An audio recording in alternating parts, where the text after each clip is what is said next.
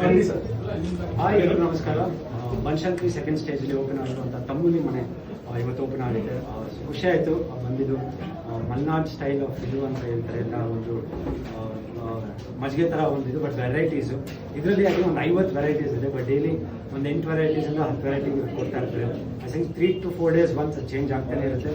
I think health ಬೆನಿಫಿಟ್ಸೂ ಅಷ್ಟೇ ತುಂಬ ಇದೆ ಈ ತಂಬುಲಿ ಕುಡಿಯೋದ್ರಲ್ಲಿ. ಐ ಥಿಂಕ್ ಗ್ಯಾಸ್ಟ್ರಿಕ್ ಆಗಿರ್ಬೋದು, ಇಲ್ಲ ಹೀಟ್ ಆಗಿರ್ಬೋದು, ಸ್ಟಮಕ್ ರಿಲೇಟೆಡ್ ಎನಿಥಿಂಗ್, ಪ್ರತಿಯೊಂದನ್ನು ಐ ಥಿಂಕ್ ಎನರ್ಜಿ ಅಂತ ಒಂದು ಕೊಟ್ಟರೆ ಯಾವುದೋ ಒಂದು. ಸೊ ಐ ಥಿಂಕ್ ಪ್ರತಿಯೊಂದನ್ನು ಐ ಥಿಂಕ್ ಇಟ್ಸ್ ತುಂಬ ಚೆನ್ನಾಗಿದೆ.